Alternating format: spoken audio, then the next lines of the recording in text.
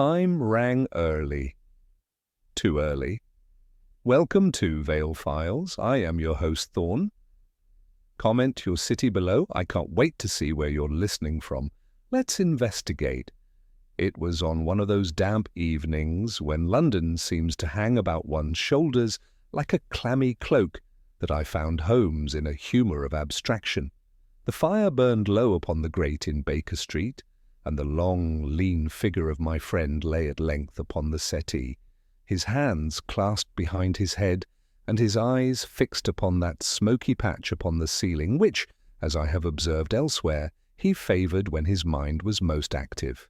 His violin lay open-mouthed upon the chair beside him, and, having failed to charm from it the phrase he sought, he had sunk into that silence which I had come to recognise as the prelude to some remarkable clarity of thought.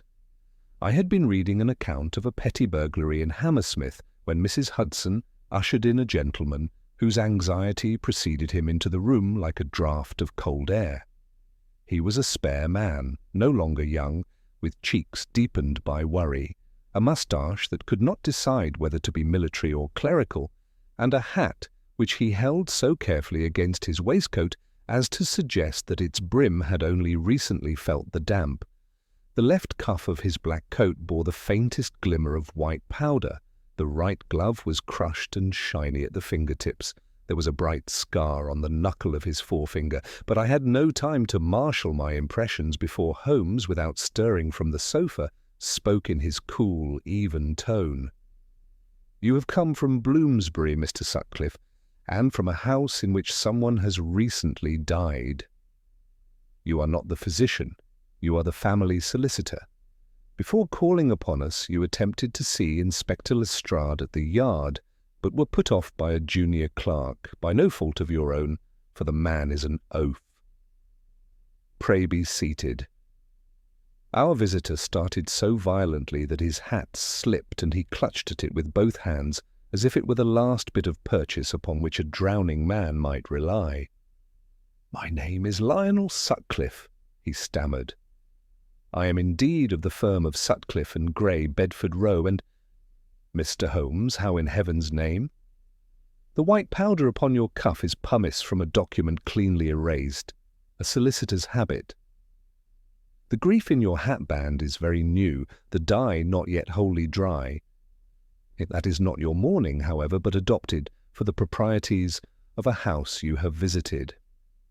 Your right glove, shiny fingertips, shows you hold thin sheaves of paper at speed.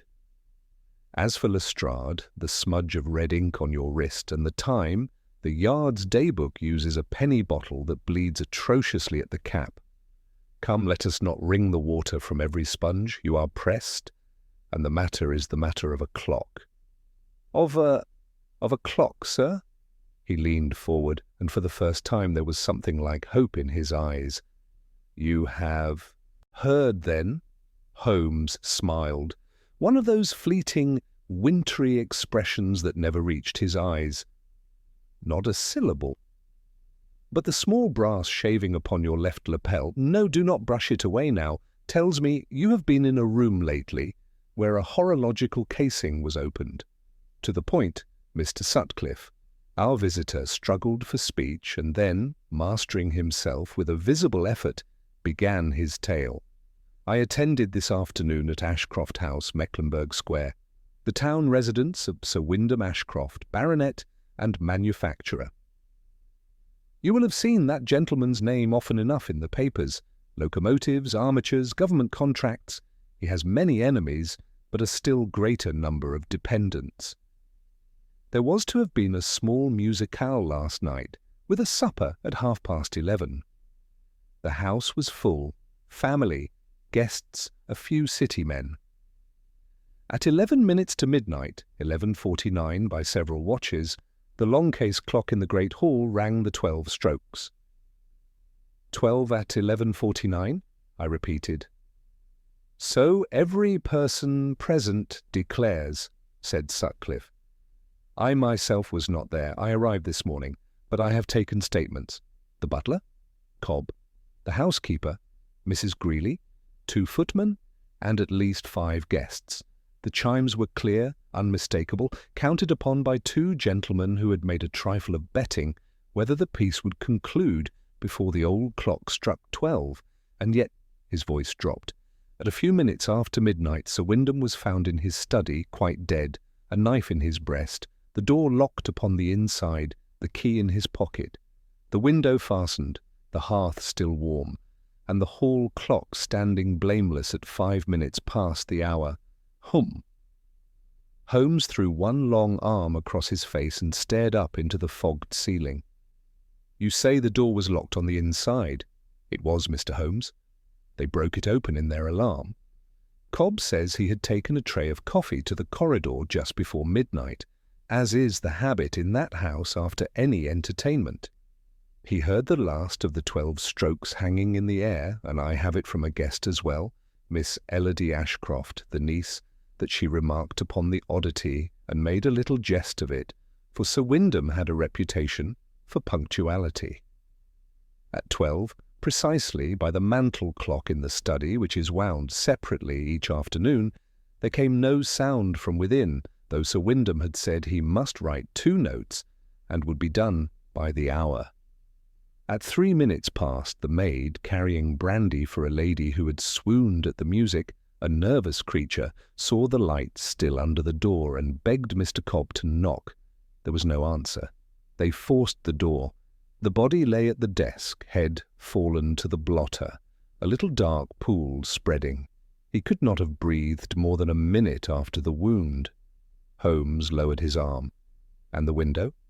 "Shut, latched, and the curtains drawn, no marks without. The garden is private and walled." "You said the clock's case had been opened," I ventured.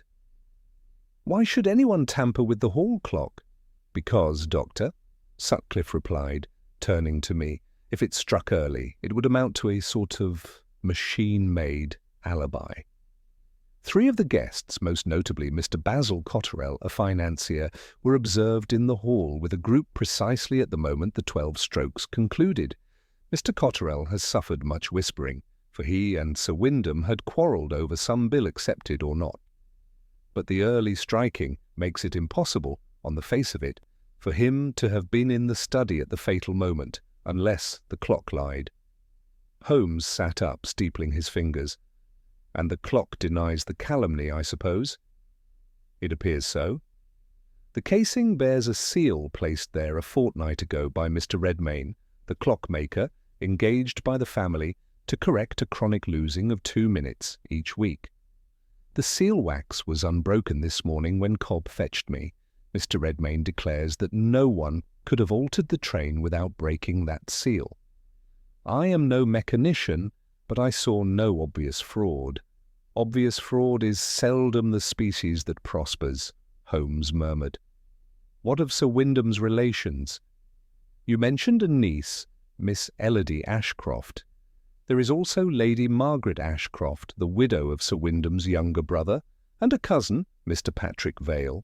There were other guests, musicians, a soprano, a German cellist, and the like. I am bound to say," Sutcliffe's hands worried at the brim of his hat, "that there is also a will. Sir Wyndham spoke to me yesterday afternoon of making certain changes upon the 1st of the month, that is, tomorrow, but no instrument was executed. If the death is adjudged to have occurred upon this side of midnight, certain settlements would stand. If upon the other, others would take effect." "Uh-huh," said Holmes softly. "We have motives outlined at last." "There is more," Sutcliffe continued, his voice barely above a whisper. Upon the desk beside Sir Wyndham's hand was the remains of a blue drafting chalk and a little pile of filings, as though something had been rubbed or burnished. The study smells of beeswax polish and, though I cannot be sure, of hot metal. Mr. Redmayne remarked upon the bell of the hall clock being warm when he examined it. "Warmer than its fellows," he said, "though the hall is cold enough, heaven knows. But if the casing was sealed, Mr. Holmes, I am lost. The police will arrest Mr. Cotterell because he is disagreeable and rich, or they will afflict some poor footman to show zeal.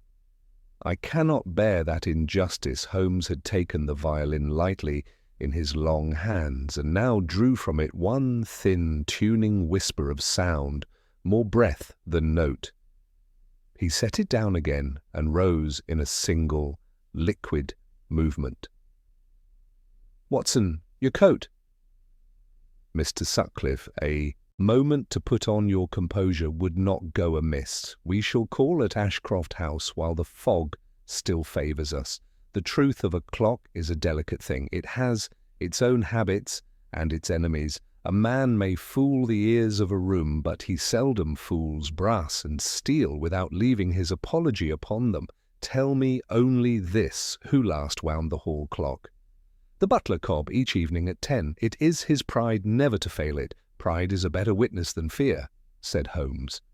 "Come, midnight is apt to arrive earlier than one expects." He reached for his Inverness, and with a glance at me in which there was both mischief and promise, led the way to the door. The fog had thickened into that yellow broth which London alone contrives, and our cab-horse went picking his way along with the resigned patience of an animal that knows the city's vices by heart. Sutcliffe, wedged opposite us, gave directions in a strained whisper at each turning, and in due course we swung into Mecklenburgh Square, where the lamps showed pale and far apart, like watchful eyes unwilling to declare what they had seen. Ashcroft House, of a dark brick, tall and without frivolity, showed a spill of light upon its fan-lit door, and within the figure of a butler whose gravity would have become a bishop. He bowed us into the hall with that noiseless authority which proclaims long service and a well-kept conscience. "This is Cobb, the butler," said Sutcliffe. "Mr. Cobb, Mr. Sherlock Holmes, and Dr. Watson." Cobb inclined his head. He was a square, elderly man with silver hair clipped close and a manner that balanced pride against grief. His broad hands, excellent hands, held one another as if to restrain their own officiousness. "If you please, gentlemen," he said, "Mr. Sutcliffe has told me you would wish to see the hall clock first." Holmes's grey gaze had already taken possession of the place. It was a handsome hall, panelled in oak, with a sweep of stair, a vestibule table burdened by the usual silver, and, upon the right, a long case clock of Flemish make, its hood carved with quaint scrolls, and a little brass moon showing its phases above the dial. To a casual eye there was nothing amiss. The great thing stood with the tranquillity of a priest who has absolved himself of all quarrels. Yet I saw Holmes's nostrils dilate, as if there were a scent there that neither Cobb nor I perceived. "Mr. Redmayne's seal?" he asked softly. Cobb drew nearer, and with a kind of reluctant pride indicated upon the right cheek of the hood where it met the frame a small globule of dark wax bearing the impression of a signet. "He set it there, sir, a fortnight since, saying that if any hand meddled with the works he would know it. I wind the weight each evening with the crank he left me. He instructed me how, but I have not opened the hood." Holmes's long, supple finger hovered within half an inch of the wax, and then withdrew. He crouched to study the trunk door and the plinth, the joinery, the little screw that fixed the lower hinge. He knelt so that his cheek was almost to the oaken panel, as a physician listens to a chest. Then, with that snake-quick movement I knew, he rose, stepped behind the clock, and passed his hand along the wall.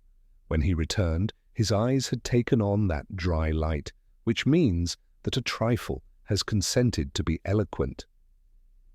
"You heard the 12 strokes at 11:49, he said to Cobb. "Describe to me, if you please, precisely where you stood and who stood with you." Cobb's recollection had the careful cadence of a man who had rehearsed it to his own conscience. "I had set out the tray with coffee upon the side table there, sir, in readiness for after the music. The piece was not to my taste, a foreign sort of thing with much scraping, so I remained by the door to the dining-room, with Thomas, the second footman.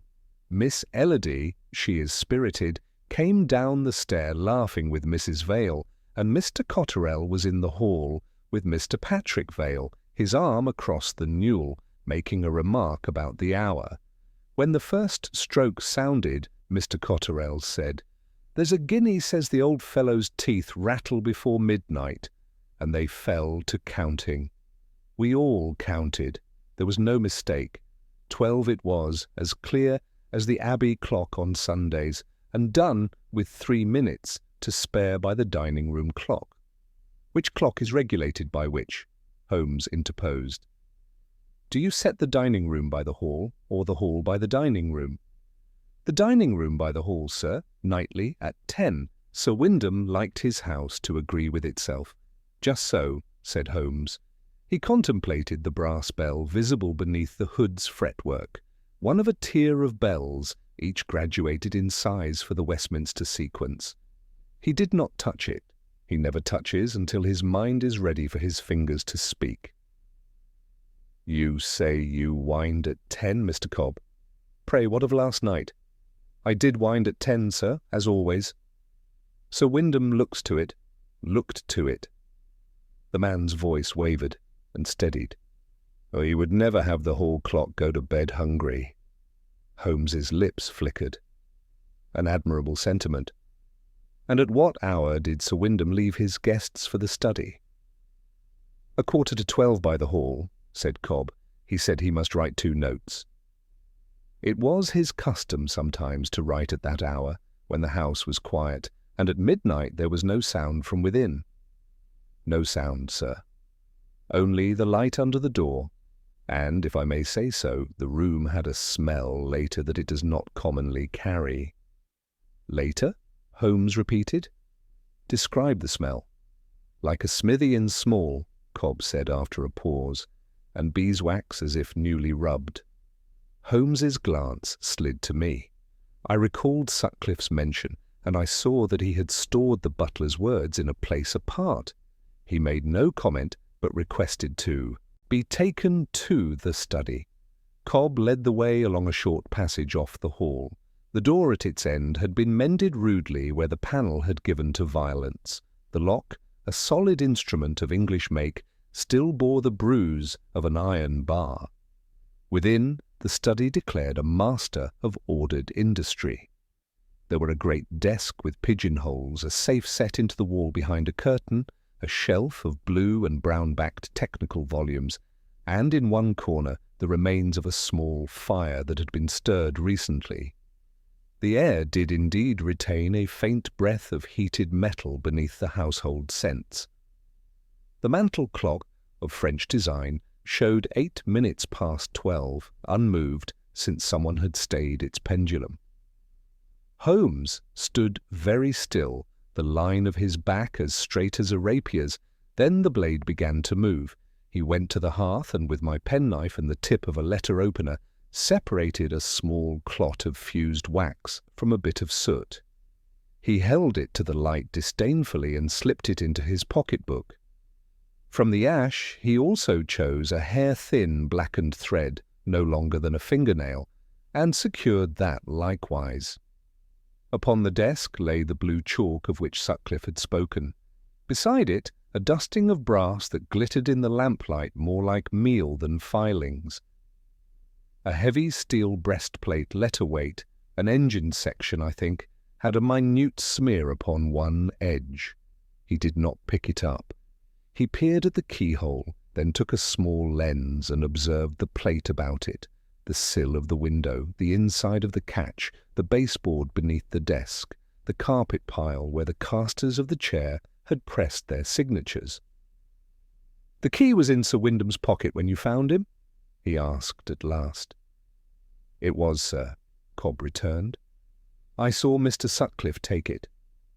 We had to break the door to get in. Holmes stooped to the keyhole again, then to the skirting. The faintest smile crept and vanished. He turned to the body's former place.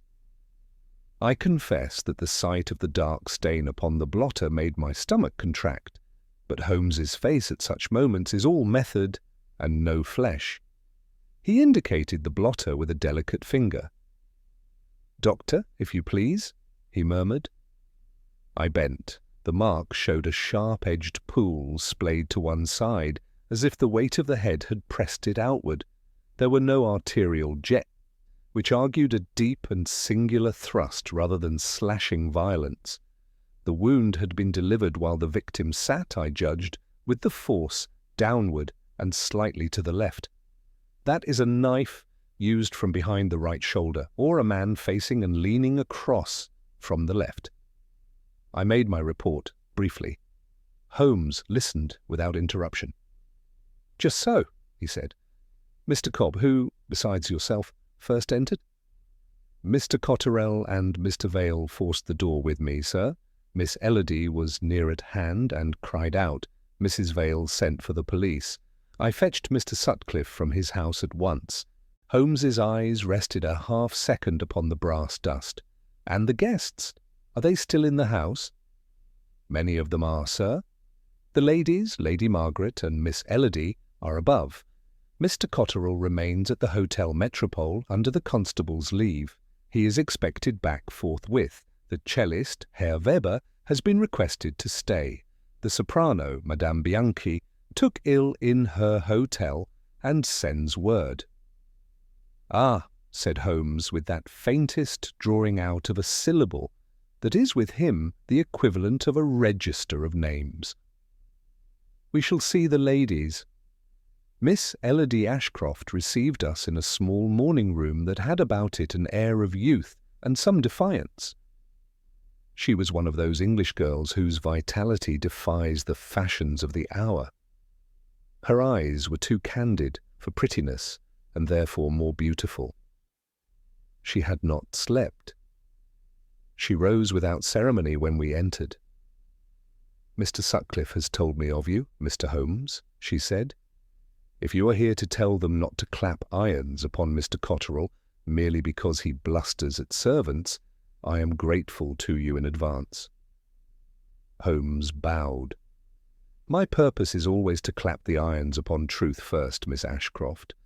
I should be obliged if you would repeat your recollection of the music and the hall clock." She told it quickly, with the unadorned accuracy of a mind that despises embroidery.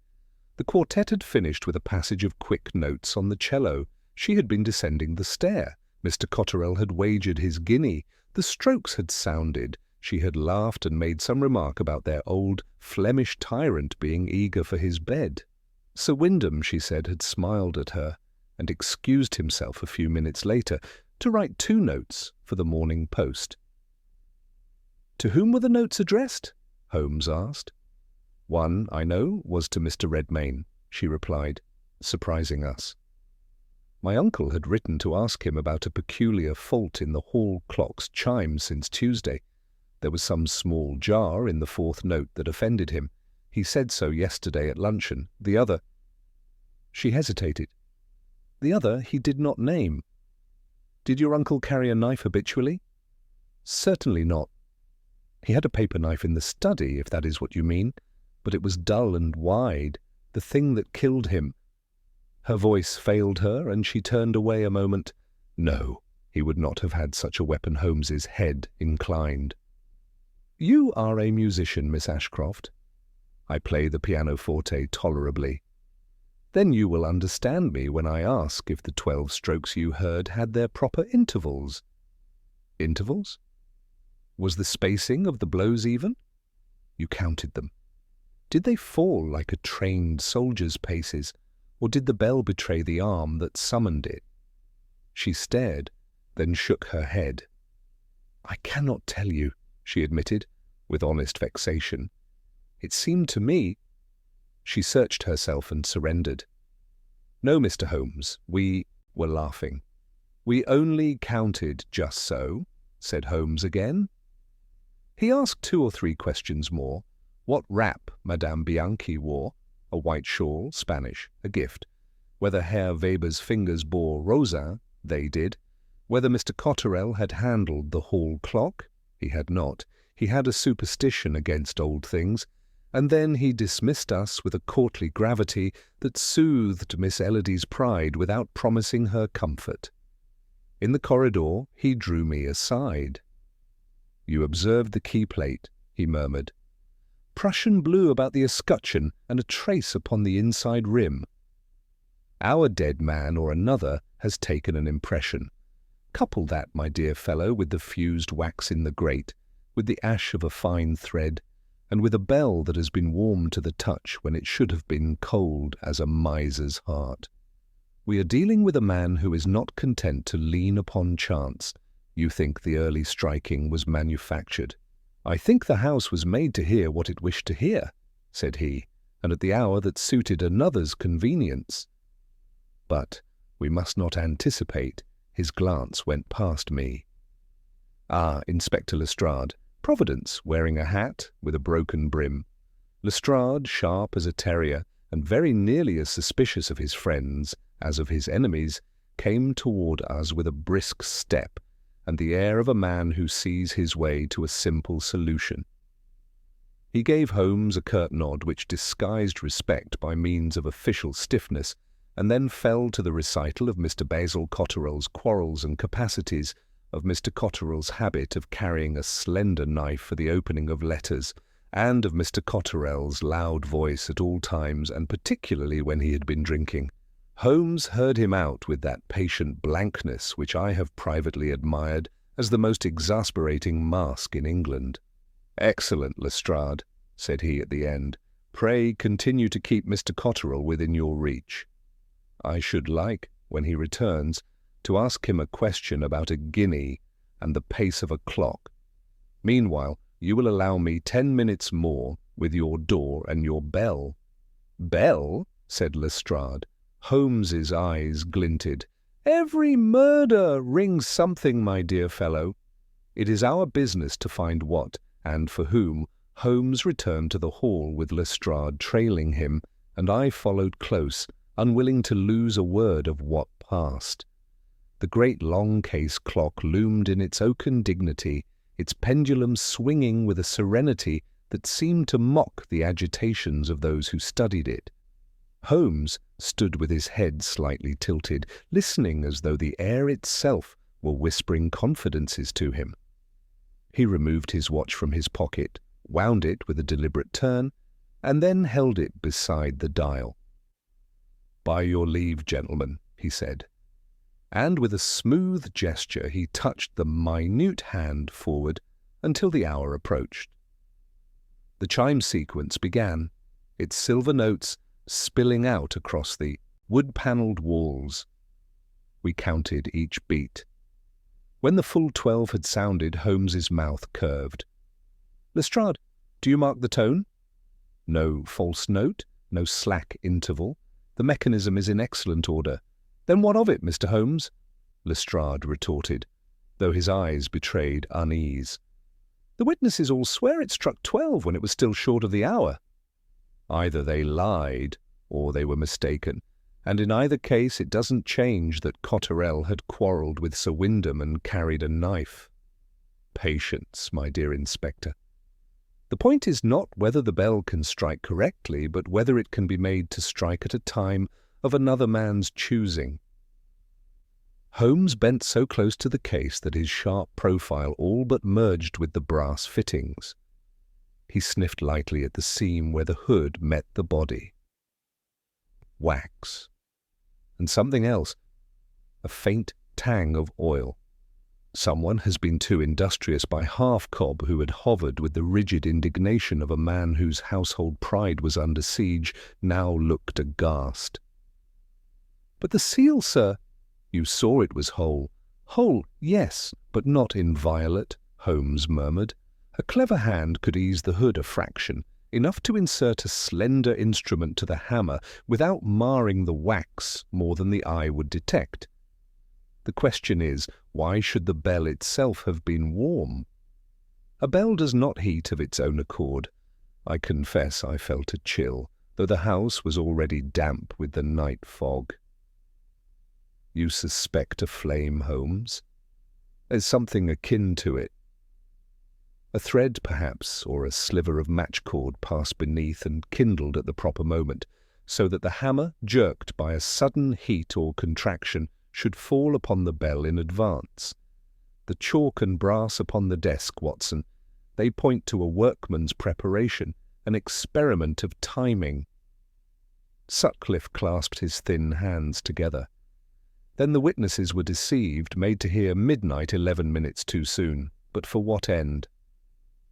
For an alibi manufactured of brass and wax, said Holmes. Sir Wyndham was alive at the stroke, but dead by the true hour.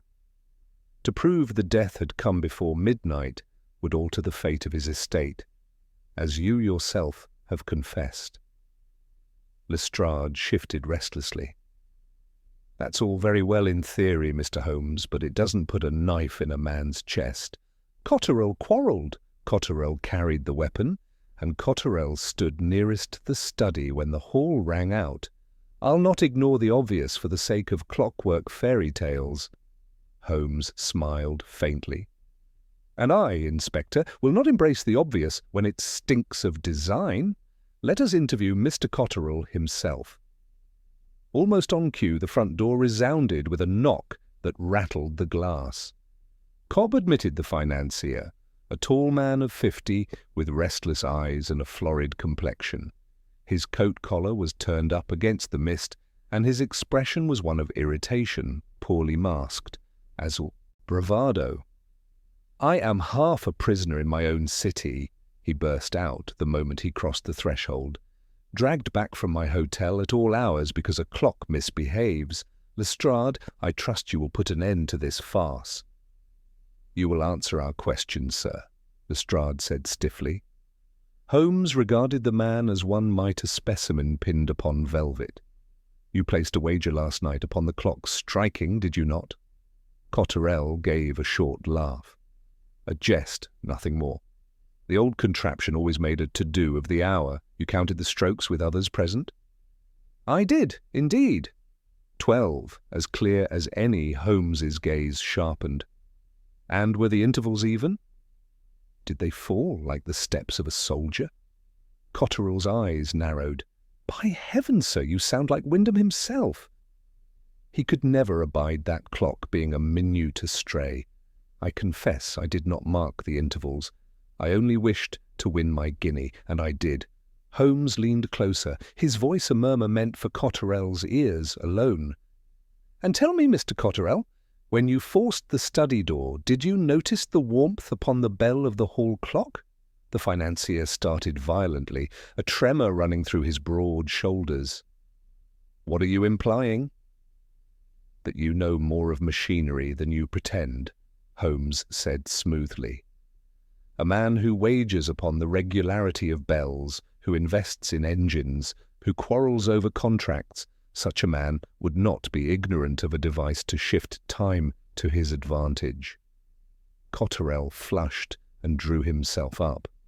This is monstrous. I shall not stand accused by innuendo. Lestrade clapped a hand upon his arm. You'll stand where I tell you until I've the measure of you. Come along, Mr. Cotterell. We've a few more questions down at the yard. He led the blustering man away. Sutcliffe watched them depart with an expression of mingled relief and dread. Holmes, he whispered, you truly believe him guilty? Holmes shook his head. I believe, Mr. Sutcliffe, that we have seen the first layer of a design. The true hand is yet concealed. Cotterell's temper makes him a convenient villain, but convenience is not proof.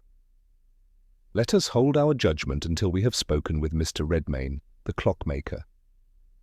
I fancy his knowledge may supply the key that brass and wax have only hinted at. The hour was well advanced, yet Holmes would not delay. A messenger was dispatched, and within half an hour a small, bespectacled man in a frayed frock coat was shown in. His hands, though blackened at the nails, moved with the grace of long familiarity with delicate instruments. You sent for me, gentlemen, he said, bowing nervously. I came at once, though I know the house is in mourning.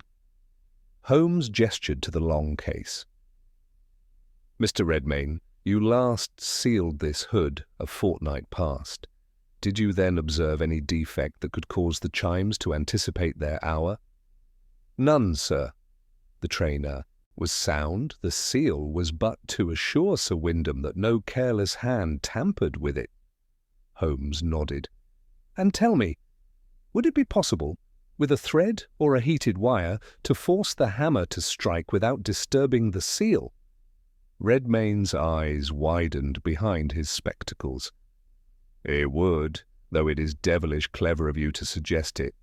A hair of tempered wire drawn through the fretwork above the bell, and a spark applied, why yes, the metal might leap enough to strike, but only a man skilled in such tricks would attempt it. Just so, Holmes murmured. And who, pray, besides yourself, possessed such skill? Redmayne hesitated. Sir Wyndham's cousin, Mr. Patrick Vale, had a fondness for tinkering. He once visited my workshop to see the escapements, and I recall he borrowed tools for a day to mend a broken mantel clock of his own. Holmes's eyes gleamed. Mr. Vale? Interesting. At that moment a cry rang from upstairs, a woman's voice, high with alarm. Cobb rushed toward the stair. Holmes was swifter still, springing 3 steps at a time with me hard upon his heels. In the upper corridor we found Lady Margaret pale and trembling, pointing to a door ajar. Inside the chamber was in disorder, a drawer gaped open, papers scattered, and there, upon the sill, lay a coil of fine blackened thread, its end charred as though by flame. Holmes stooped, lifted it delicately, and held it to the lamplight. The second layer, he said quietly. And now the game is afoot in earnest. Holmes held the charred thread between finger and thumb with the air of a priest elevating a relic. The lamplight picked out its frail twist, blackened at one end, glinting faintly at the other. The room's disorder, the rifled drawer, the papers strewn like leaves after a gale, seemed suddenly secondary beside that fragile coil. "Observe, Watson," he murmured. "This is the echo of our hall clock's falsehood. A thread such as this, when passed to a bell and touched by flame, would leap, jolt the hammer, and call forth a strike before its hour. Whoever placed it here sought to conceal, not discard, their instrument." Lady Margaret, still trembling in the doorway, pressed her handkerchief to her lips. "But why in my room? What devilry is this?" Holmes's gaze shifted to her, calm yet piercing. "Not devilry, madam. Calculation. The object was hidden where discovery would most surely lead to indignation, not suspicion. A lady's chamber is not lightly searched by constables." Her cheeks flushed. "You mean I was to be compromised?" "Compromise is the murderer's handiest accomplice," Holmes replied. He turned to Cobb, who had hovered with anxious reverence. "Who has had access to these rooms since last night?" "Only Lady Margaret's maid, sir, and the constables who patrolled." "None else." Holmes shook his head. "The thing was placed here while the house still reeled from the death. You will find, Watson, that disorder is often a smokescreen. The true clue lies not in what is stolen, but in what is clumsily displayed." He stepped lightly among the papers, his eye darting from one to the next, without touching them. At last he plucked a half-sheet from the floor and held it flat upon his palm. It bore Sir Wyndham's hand, strong strokes, impatient dashes. The lines broke off mid-sentence. If the train is interfered with, then the whole house. The ink trailed where the nib had scratched. Holmes's eyes gleamed. He had begun a note, perhaps to Redmayne, perhaps to another. He was aware of interference. This, Watson, is the very ghost of a man's suspicion. Sutcliffe had followed us up, and now, bent close, astonishment plain. He must have known then before the end. He suspected foul play. Holmes gave a thin smile. Or he knew too much for his safety. There lies the peril of being exacting in one's affairs. At that instant, a constable appeared at the threshold, his boots clattering. "Inspector Lestrade sends word, sir. The cousin, Mr. Vale, is below. He asks if you'll have him up." Holmes slipped the fragment into his pocket. "By all means," he said, his voice like a blade being sheathed. "Bring him to us." Patrick Vale entered with a deliberate composure that itself drew scrutiny. He was younger than I expected, perhaps 35, with features too smooth to be entirely trustworthy, and a manner that balanced courtesy with latent insolence. His gaze swept the chamber, lingered on the coil of thread in Holmes's grasp, and returned to Holmes's face without tremor.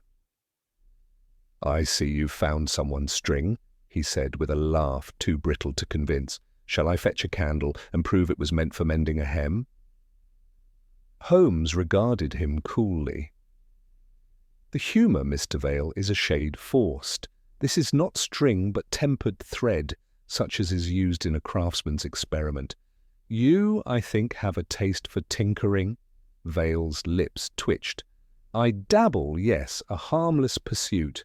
Harmless until it lends itself to deception," Holmes retorted. "You visited Redmayne's workshop, borrowed his tools, played with escapements. Last night the hall clock gave a false midnight, and today we find your instrument lying in Lady Margaret's chamber. Do you still call it harmless?" The cousin's eyes flashed, then steadied. "You accuse me, yet you have no proof that I placed it here." The house was in confusion. Anyone might have scattered such things. Holmes's voice was mild, but it carried an iron undertone. "You are correct. Proof is yet lacking. But truth leaves more crumbs than a careless dinner. Tell me, Mr. Vale, did you speak with Sir Wyndham after he retired to his study?" "I did not." "Why should I?" "Our relations were strained." "Ah, strained," said Holmes with a dry note. "And did the subject of his will enter those strained relations?" For the first time, Vale's composure faltered. A faint bead of sweat gathered at his temple. "The will? He was master of his fortune. I had no concern in it." Holmes's eyes gleamed. "Yet you knew, perhaps too well, that if he lived to strike midnight, your inheritance would dwindle to a fraction. You had, therefore, 11 minutes of motive, and now a thread speaks where lips are silent." Vale started forward, his voice raised. "This is outrageous! Lestrade, are you to stand by while this man conjures fantasies?" The inspector, who had entered behind him, scratched his chin with vexation. "Well, Mr. Vale, it doesn't look well, I'll say that." "You'd best explain yourself," Holmes interposed, raising a hand. "Not yet, Lestrade. To force an explanation prematurely is to drive a fox into the open field before the hounds are ready. Let us test the mechanism further, Mr. Vale. You will remain within reach of the law." He replaced the thread in his pocketbook and, without another glance at the cousin, swept from the chamber. We followed back to the hall where the long case stood, mute and grave. Holmes's long fingers stroked the fretwork as though it were the brow of a patient. Then, without warning, he drew from his coat a small taper and struck it alight. With the delicacy of a surgeon threading a needle, he passed the taper's flame near the opening above the bell, where the fretwork admitted air. We held our breath. A sudden sharp note rang out, startling in its violence, though the hour was not due. The hammer had leapt. Cobb recoiled with a gasp. Lestrade swore beneath his breath, and Vale turned pale as parchment. "You see, gentlemen," Holmes said, extinguishing the taper, "how easily the ear may be deceived. A dozen strokes summoned in this fashion would persuade the house it was midnight, though time had still 11 minutes to run. And in those minutes a man might be stabbed, a key replaced, a door locked, and an alibi forged." Silence settled heavy. Even Lestrade, stubborn as ever, had no rejoinder. Holmes let the words hang, then turned with abrupt energy. "Watson, Sutcliffe, back to the study with me. We have seen the false stroke. Now let us find the true hand that wielded it. In the study, he moved directly to the desk. From its pigeonholes he drew one paper after another, his eye flicking across them with ruthless efficiency. At last he paused, holding a note, addressed but not sealed. "To Basil Cotterell," he said softly, and read aloud, "I cannot permit this transaction to proceed. You press me at hazard of the company. By the morrow I shall take steps." The script ended abruptly, the ink still blotted. "Cotterell again," Lestrade muttered. "The case is clear as day." Holmes shook his head, his voice firm. "Too clear, Inspector. The murderer has laboured to place Cotterell beneath your nose. The early strokes gave him an alibi. The half-written letter paints him with motive.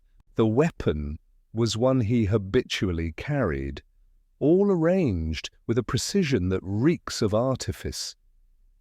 No, Cotterell is not the hand. We must look behind the canvas." He slipped the letter back and began pacing, his thin frame vibrating with thought. Who knew the will's condition? Who possessed skill enough to tamper with the clock? Who sought to plant a thread in Lady Margaret's chamber, confident it would be read as folly? Vale answers each. Yet Vale is too open an answer. There is another mind here, subtler, shaping the stage. I ventured, "Holmes, do you suspect more than one hand?" He stopped short, his eyes alight. "Not two hands, Watson, one hand that wears another's glove." Someone has bent Vale's dabbling and Cotterell's temper into the semblance of guilt. We must ask ourselves, who profits by such a spectacle? Sutcliffe, pale with strain, spoke hesitantly. Lady Margaret, perhaps? Or even Miss Elodie? If the estate passes differently. Holmes lifted a finger. Careful, Mr. Sutcliffe. Motive is not proof, and proof is not truth. We are still in the fog, but the fog will lift. I shall contrive that it lifts this very night. He moved to the window, flung it open, and inhaled the damp London air, as though it steadied his mind. When he turned back, his decision was writ plain. "Lestrade, you will keep Cotterell and Vale under guard, but make no arrests. I require them both free to play their parts. Cobb, you will go about the household as if nothing more were amiss. Tonight, at the stroke of midnight, I shall summon every soul of this house into the hall. If the murderer has bent time once, let us see how they fare when time is bent against them." And with that, Holmes drew the window shut, the latch clicking like a verdict, while I felt the strange anticipation that always heralded the moment before he sprang his trap. The announcement of Holmes's intention seemed to hang in the air of Ashcroft House like a challenge. Lestrade scowled, muttering about theatrics, yet I could see he was unsettled. Even the stolid butler shifted his weight uneasily, for the thought of gathering the entire household beneath the gaze of that towering hall clock was uncanny in the extreme. But Holmes was already in motion, pacing with a suppressed energy that brooked no interruption, his fingers tapping the air as though they plucked notes from an invisible violin. "Watson," he said suddenly, "observe how order unravels when a crime has been stitched together from too much calculation. The seams gape. The murderer believed that if he misled us about the hour of death and planted suspicions among the quarrelling men, no one would probe deeper. But truth, like time, corrects itself. At midnight tonight the clock shall bear witness anew, and I shall see whether guilt trembles when the bell sounds true." The house prepared itself with a hush that was almost funereal. Cobb moved quietly about the corridors, carrying Holmes's instructions with the grave obedience of a man who had long since surrendered pride to duty. Lestrade stationed his constables with a show of casualness, though I knew he itched to make his arrest at once. The ladies remained in their apartments, and the murmurs of servants below stairs spread like a draught beneath the doors. For my part, I followed Holmes through each chamber as he examined and re-examined, his magnifying lens glinting in lamplight, his nostrils flaring at scents too faint for ordinary men. He touched the sill of Lady Margaret's window, scrutinized the edges of drawers, peered into the ashes of the grate. Once, as he straightened, I caught him murmuring to himself, brass, wax, chalk, thread, each a note of the same melody. But who composed it? The hour grew late. 11 o'clock found us once more in the study, where Holmes leaned upon the mantel with his eyes fixed upon the French clock, whose pendulum had been stilled since the night before. I sensed that his mind was reconstructing every tick that had preceded the fatal moment. When the hands drew near the quarter, he stirred suddenly. "Come, Watson," he said, "the actors must be summoned to their stage." We returned to the hall. Cobb had already kindled the lamp so that their glow reached upward, casting the carved hood of the clock into high relief. The pendulum swayed with its steady beat, indifferent to the company it now kept. Lestrade entered, brusque as ever, followed by Basil Cotterell with a defiant sneer and Patrick Vale with studied composure. Lady Margaret came leaning on her niece's arm, pale but resolute. Elodie Ashcroft's dark eyes, alert and indignant, swept the assembly. The servants formed a subdued line near the stair, whispering among themselves. Holmes moved to the centre with a gravity that stilled the room. "Ladies and gentlemen," he began, "you have all been touched by a tragedy compounded by deception." Sir Wyndham Ashcroft's death was timed with a precision more diabolical than most men's lives. The clock that should have guarded his household was made an accomplice. Tonight it shall speak again, and in speaking perhaps shall betray the hand that sought to master time. A murmur rose, quickly hushed. Cotterell laughed harshly. "You mean to play conjurer with bells, Holmes? Very well, but you'll not find me in awe." Holmes's eyes glittered. "You may find awe thrust upon you, Mr. Cotterell. Cobb, be so good as to let the weights run their course. Watson, note your watch." I drew it out, feeling the tension coil in the air. The minute hand crept toward the 11:45. At that instant, Holmes extinguished all but one lamp, so that the shadows closed in, and only the polished brass of the clock's dial gleamed. The silence was thick. Even the constables held their breath. The clock began its chime. The Westminster sequence rang out, each note a crystalline drop in the darkened hall. We counted, every face turned upward. 11 strokes passed, measured, inexorable. The pause stretched, then the 12th fell with solemn clarity. "Midnight," Holmes said softly. "True midnight, and Sir Wyndham lived to hear it." Lady Margaret shuddered, clutching her niece's arm. Cotterell muttered something coarse under his breath. Vale alone stood motionless, but I saw his lips pressed tight, as though some calculation faltered within him. Holmes raised his voice. "You all heard 12 strokes last night when the hour was not yet come. That trick was wrought with this." He held aloft the charred thread we had found. "An artifice fit to deceive the entire household, but not brass and steel, which will reveal the truth to any who understand their language." He paced slowly, his eyes sweeping from one face to another. Who profited from this deception? Cotterell's quarrel made him an easy scapegoat. Vale's tinkering made him a convenient suspect. Yet both are but masks. The true culprit is one who possessed knowledge of the will's condition, access to Sir Wyndham's study, and nerve enough to stage confusion under his very roof. The silence deepened. My own heart thudded painfully, for I felt the revelation hung by a thread as fine as the one Holmes held. He halted suddenly before the two women. "Miss Elodie Ashcroft," he said with quiet intensity, "you remarked last night upon the clock's eagerness. You laughed. You were the first to turn attention to the false strokes, and you, above all others, stood to gain when the will expired unfinished at midnight." The girl's eyes flashed with indignation. "Mr. Holmes, how dare you?" "My uncle was dearer to me than these squabbling cousins. You think me capable of such horror?" Holmes's tone did not soften. "Capable, yes. Guilty, that remains to be seen. But your jest at the crucial moment was not idle. It was the hand upon the curtain, drawing all eyes where you wished them," Lady Margaret cried out. "You wrong her! She is but a girl." Holmes wheeled. "And you, Lady Margaret, had equal cause.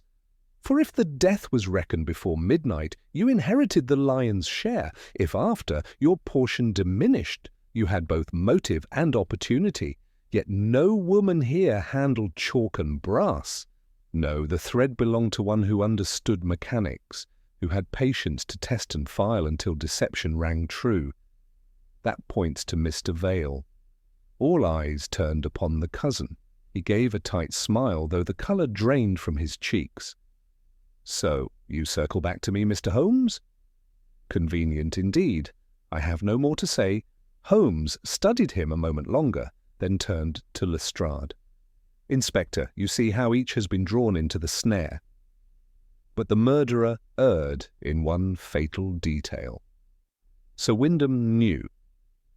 He began a note exposing interference with the train. "The ink upon his blotter, still wet when the body was found, proves he lived past the false stroke.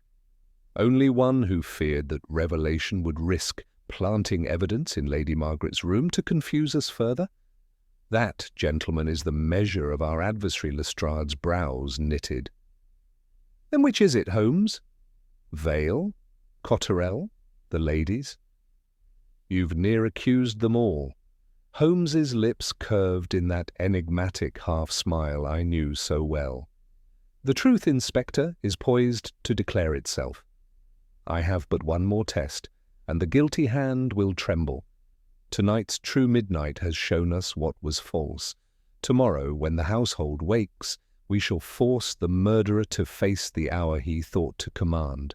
Until then, patience. The bell has tolled once in deception and once in truth. It shall toll a third time as judgment." He replaced the thread in his pocket. The pendulum swung on, and I saw in his eyes that the trap was set, though the prey had not yet named itself. The household dispersed in uneasy silence, each carrying suspicion like a weight, while Holmes remained standing before the clock, tall and immovable, as if he were keeping vigil with time itself. The company drifted away with heavy steps, whispering in uneasy clusters, while Holmes remained before the long-case clock, as though he meant to wrest its secrets by sheer endurance. I touched his arm, but he did not stir.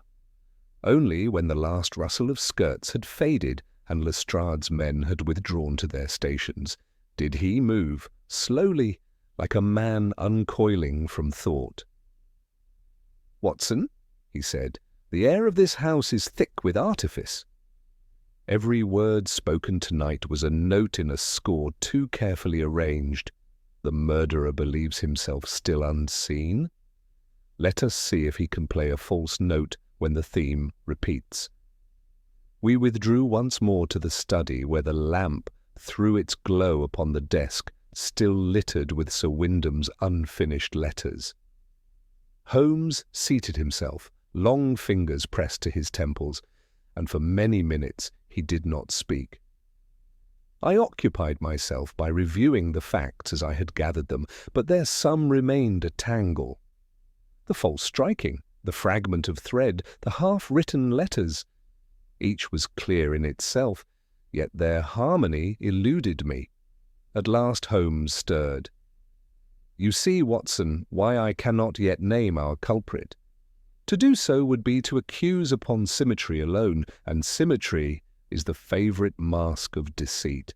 Let us hear what the night yields, for fatigue loosens tongues. It was close upon 1 o'clock when a discreet knock came at the study door. Cobb entered, his face drawn. "Begging your pardon, sir, but Miss Elodie is restless." She asked if she might speak to you alone. Holmes rose at once. "Bring her here." The girl entered, pale but determined.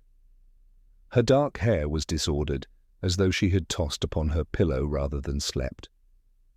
She clasped her hands tightly, then unclasped them with sudden agitation. "Mr. Holmes," she said in a low voice, "you must not think me guilty. Whatever I said of the clock, last night it was mere jest. I could not harm my Uncle Holmes," inclined his head. "Why then come to me at this hour, Miss Ashcroft, if your conscience is clear?" she faltered. "Because I fear I know who did. But to speak would ruin them utterly. Truth often ruins before it heals," Holmes said gently. "Tell me what you fear." Her eyes filled with tears, though her voice was steady. "My cousin Patrick. He has long resented my uncle. Yesterday I saw him near the clock in the hall when no one else was about. He seemed to be examining it. I thought little of it then, but tonight, after all you have shown, I cannot be silent." Holmes's gaze did not waver. "And yet, Miss Ashcroft, your cousin has already stood accused. Why should your words, volunteered at this hour, carry more weight than the coil of thread found in Lady Margaret's chamber?" She pressed her hands to her eyes. "Because he confessed it to me after they forced the study door. He whispered that he had only meant to frighten our uncle, not kill him. He begged me to say nothing. What was I to do? He is still my blood." I saw Holmes's eyes narrow with that peculiar brilliance that foretells revelation. He spoke softly.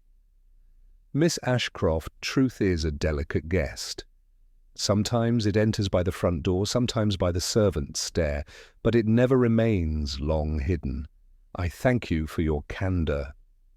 He dismissed her with a bow, and when she had gone, he turned to me. "You perceive the elegance of it, Watson? A confession delivered second-hand at an hour when conscience is most pliable. It would suit admirably if it were genuine, but the very perfection of its timing betrays it. Our Miss Ashcroft is no more innocent than her cousin." I stared. "Then you believe she lies?" "Not wholly. Truth and falsehood are stitched together here. The girl has indeed heard words from her cousin, but she speaks them now to divert suspicion from herself. She is more skilled than Lestrade would credit." The hours passed slowly. Holmes dozed fitfully in the chair, his head bowed, while I kept watch by the fire. Once I thought I saw him smile in his sleep, as if some inner chord had resolved itself. At dawn he roused, refreshed, and set about his morning toilette with the briskness of a man certain of his path. By 8 the household was stirring. Holmes requested that all remain within until summoned. Lestrade, grumbling, complied. Breakfast was taken in an atmosphere of constraint, the clink of china loud in the strained silence. Cotterell muttered oaths, Vale brooded, Lady Margaret trembled, and Elodie kept her eyes lowered. Holmes, as serene as if he presided over a symposium, ate heartily, and even asked for more marmalade. At last he set down his cup. "Inspector Lestrade, the time has come. Kindly summon the household once more to the hall." The summons brought them in uneasy procession. Cotterell blustered. Vale kept his composure with effort. Lady Margaret leaned upon her niece, and the servants gathered in the shadows. The great clock loomed above us, its pendulum swinging with implacable rhythm.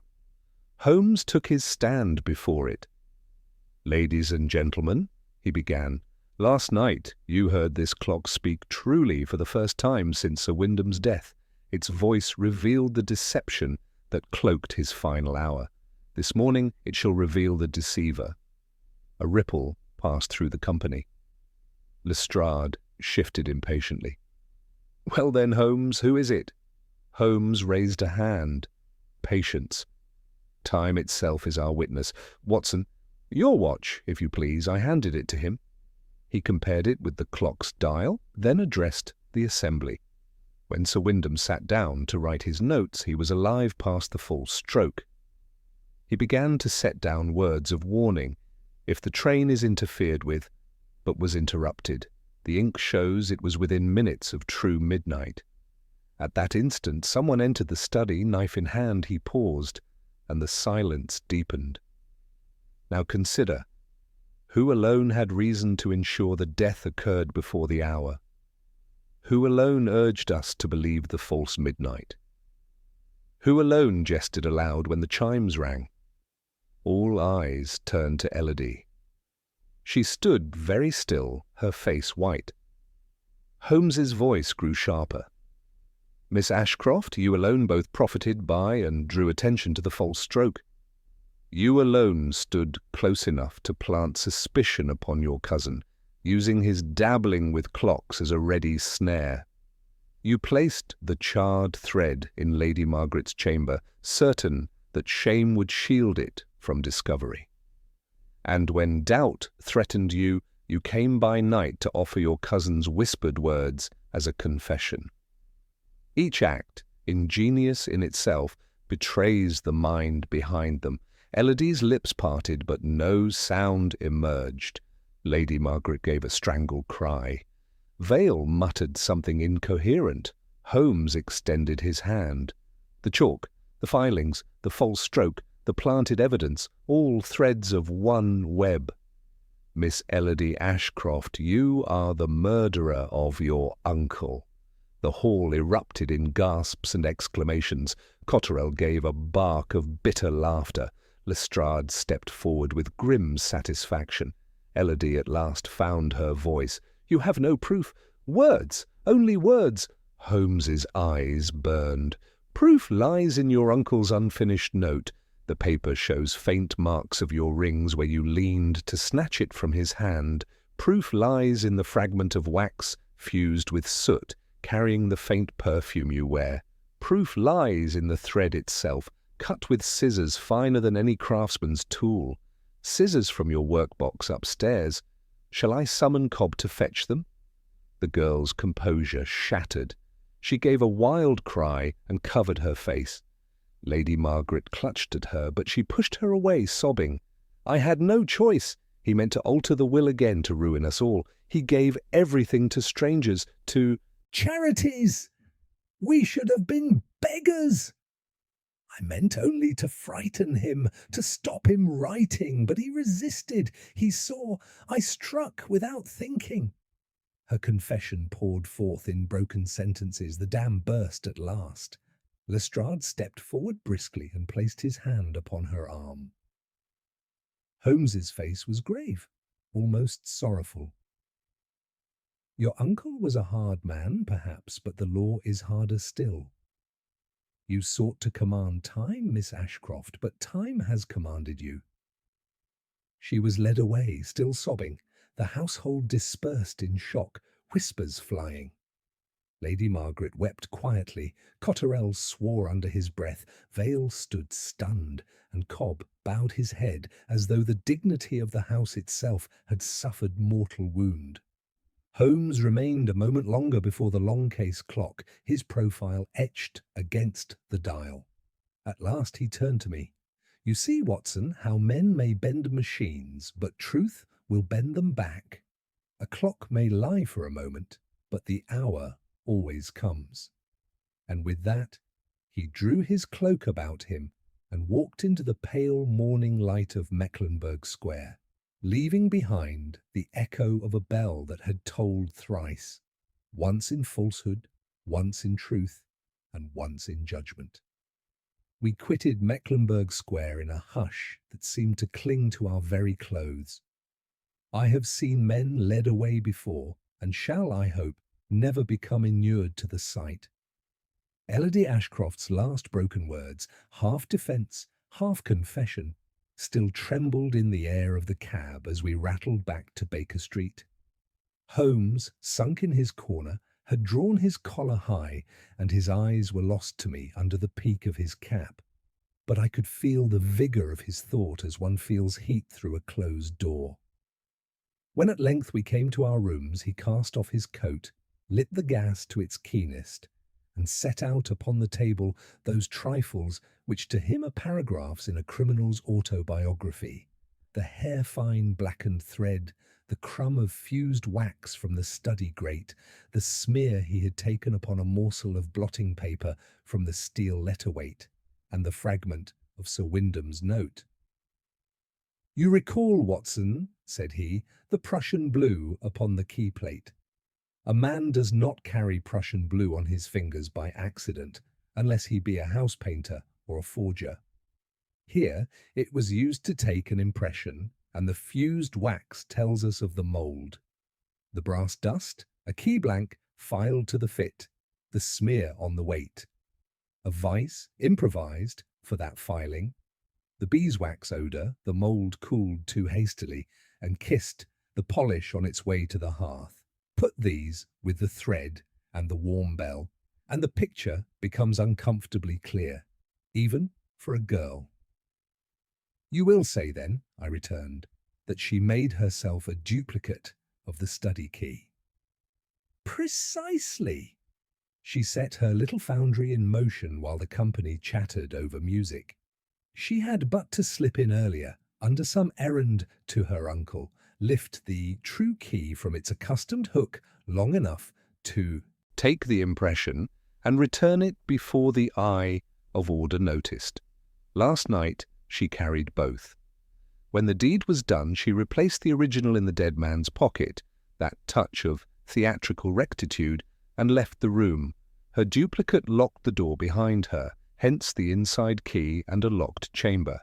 The window catch she left undisturbed, for there is no need to strain a rope when a key will lift the curtain. And the false midnight? He touched the blackened filament with a respect one gives to an adversary's good stroke. Threaded from the fretwork above the bells, a hair of tempered wire or catgut will spring and jar the hammer if heat snaps it shrewdly. She laid a slow match in the study fire. See the soot upon our wax, the little ash between my nails, measured the burn with chalk upon the cord, calculated the interval, and led the end beneath the hood. There is our warm bell. It cost her an afternoon's experiment, chalk, filings, wax, and a steady nerve. You will remark that she laughed when the house counted, a conductor taking her own cue. I could not deny the force of it, yet the image of the girl's stricken face would intrude. "She is very young, Holmes. Ambition," said he, "is older than any of us. Remember also that this was not a crime of hot blood alone. It was engineered with a cold eye for inheritance, and dressed in the garments of two men's vices, the one's quarrelsome temper, the other's mechanical dabbling. That mixture is not brewed in a moment." Before I could reply, there came the impatient tread I know for Lestrade's, and the inspector burst in with the air of a man who finds his warrant fortified by the dawn. "We have her at the yard, Mr. Holmes, and the magistrate will have her this afternoon. I won't say your speechifying did the business, but it did the business. There's one thing nags me, though, and I'll have it from you now if you've got it." Holmes's eyebrows rose. "If it be about the will, Inspector, I can give you but the skeleton. Mr. Sutcliffe will clothe it." Lestrade produced a paper. "He has been to my office. The last executed instrument leaves a handsome portion to Lady Margaret and a competence to Miss Elodie, but Sir Wyndham told Sutcliffe he meant to settle the bulk upon a charitable trust at the stroke of the month, to be signed today.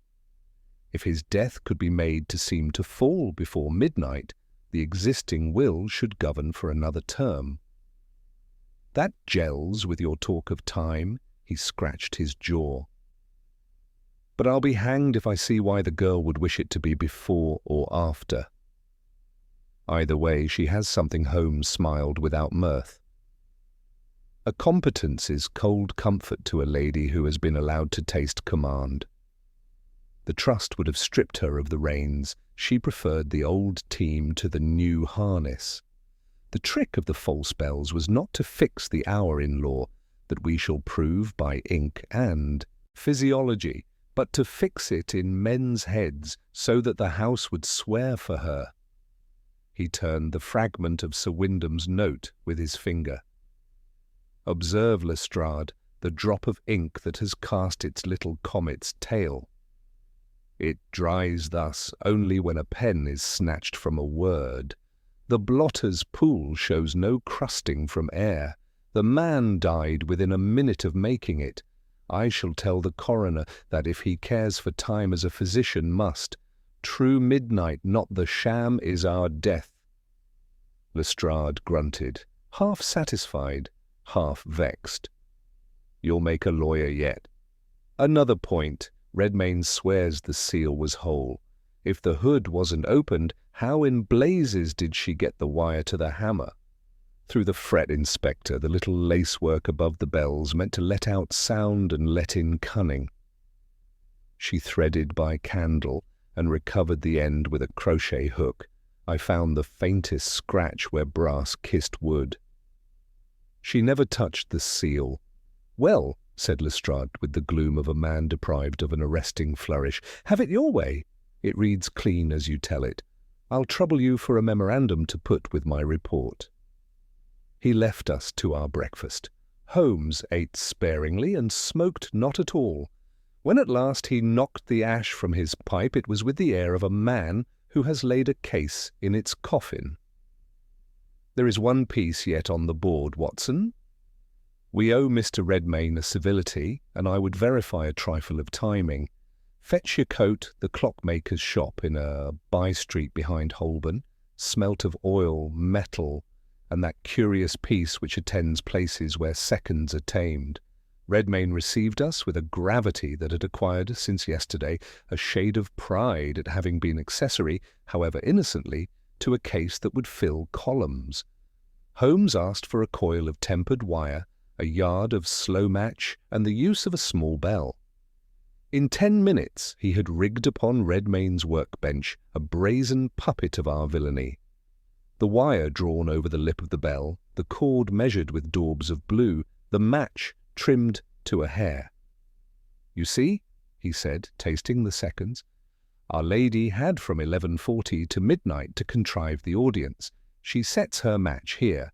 The fourth quarter rings. Laughter covers the little smoke. 11 strokes fall when she chooses, and when the last is counted, there, we are within 2 minutes of the true hour. Enough for a knife and a duplicate key. Redmayne, practical man, nodded and pursed his lips at the neatness of it. It would heat the bell, sir. A touch, no more than a child's hand would feel. Just so, said Holmes. We returned to Baker Street by way of Bedford Row, where Sutcliffe, dry as a law book, but with a human line drawn deep about his mouth, thanked Holmes in his fashion. Justice is a scythe, Mr. Holmes, he said, that never spares the wheat for the tares. I shall do what mercy I can within the margin of the statute, Holmes. Bowed him out, and stood a long moment at the window, looking down at the traffic that went about its business, unmindful of clocks or wills. When he spoke, it was to me alone. It is an ugly business, Watson, to crush a young creature so, yet uglier to let the world believe that time is a glove one may turn inside out and pull over a deed. There is no greater falsehood than a falsified hour. And yet, I said, for something in his tone invited me, you spoke earlier of a hand that wore another's glove. He smiled a little and turned from the window. And so it did. Miss Ashcroft wore Mr. Vale's. She stitched his tinkering into her tapestry and Cotterell's bluster into her border. There, my dear fellow, is the whole of it.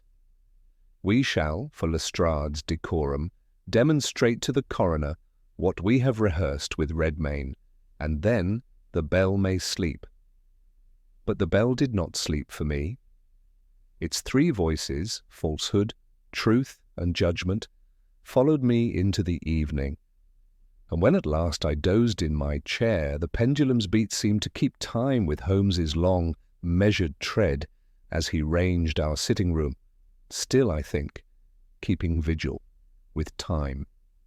The inquest was held that afternoon in a bare room off the coroner's court at St. Pancras, one of those municipal chambers where grief is reduced to questions and answers, and a man's life is parcelled into evidences. Lestrade, having recovered his official serenity, sat trim and forward. Sutcliffe, with a grave exactness, marshalled dates and documents, and Redmayne, anxious to escape any implication, clung to his professional dignity like a life-belt. Holmes was called late, as is the habit when one would have the last word prevail over the first. Until then he lolled with his head back and his eyelids lowered, an attitude which the uncharitable might have taken for insolence, and I recognized for economy. He spends nothing unnecessarily, not even posture. The tale was simple in its bones. Sir Wyndham alive shortly before the hour, the hall clock's chimes anticipated, the study door forced, the wound fatal and singular. Cotterell was excused with a tart remark from the coroner upon the inadmissibility of temper as proof. Patrick Vale endured a quarter-hour of discomfort, while his dabbling was made to seem the next thing to diabolism, and then was left to perspire freely under his collar. When at last Holmes rose, he had in his hand a small parcel which he laid upon the table as a conjurer lays down his innocent apparatus. "I am not a clockmaker," said he, "nor a lawyer. Heaven preserve me from either extremity. But I have lived long enough to know that time is the most credulous of witnesses. It will swear to any man's tale, if one can but teach it, its cue. The cue in this case was furnished by a hair of tempered wire and a length of slow match. With the court's permission, Mr. Redmayne assisting, I shall show how 12 strokes may be summoned from a bell. At a lady's convenience there was a rustle. Even the coroner leaned forward. Redmayne's little bench bell, a strip of match, a coil of wire. It took Holmes no more than a minute to string his model upon the clerk's desk. He daubed the cord with a little chalk at measured intervals and set the end to the flame. The thin cord hissed almost soundlessly across the room's hush. At the third daub, Holmes touched the wire with his finger. The bell sprang and rang. At the next, it rang again. 12 times, with a measured patience that mocked the court's impatience, it obeyed his finger. When he had done, he pinched the ember between finger and thumb, and the room breathed. "You perceive," said he mildly, "that a house may be made to count the hour when it is still in its last minutes. Add to that a duplicate key, taken by impression with Prussian blue and wax, and filed from a blank against any firm object, Sir Wyndham's letter-weight, for example, and you have a locked door with the true key in the dead man's pocket, a warm bell to corroborate a false midnight, and a dozen honest witnesses for a lie. As to the time of death, then, I submit to the court the medical facts, the character of the wound, the absence of arterial spray, the uncrusted pool upon the blotter, the droplet with its comet tail upon the unfinished line of the note. He died within a minute of true midnight, not 11 minutes before it. "Sir," said the coroner, dry but attentive, "you are confident as to your seconds? 1 minute is a bold precision." Holmes smiled. "Bold only to those who do not write at midnight. The blot dries as it cools. A physician," he indicated me with his pale hand, will tell you how long such moisture, exposed to the air of a winter study, persists. It is here a certain measure. Add to it the fact that the mantel clock's pendulum was stopped at 12:08, and you have a bracket close enough to make any solicitor happy. A subdued laugh acknowledged that Sutcliffe, at least, was content. Elodie, brought under guard and very pale, made no attempt to interrupt. When asked for her statement, she raised her head and spoke with a composure that was sadder than her tears had been. She admitted the thread, she admitted the impression of the key and the duplicate. She insisted she had meant only to force her uncle to pause in his determination, and that the blow had been struck in frenzy when he sprang up and seized her wrist. Holmes's nostril twitched. He abhors a sentimental mendacity more than most vices, but he said nothing. Lestrade, stout in his function, asked the usual questions with a harshness that did him credit in that place and would have done him no good anywhere else. The jury returned a verdict of wilful murder against Elodie Ashcroft, and the magistrate committed her for trial. I saw Lady Margaret's gloved hands tremble against her muff, as though the tremor could be sequestered there and not reach her face.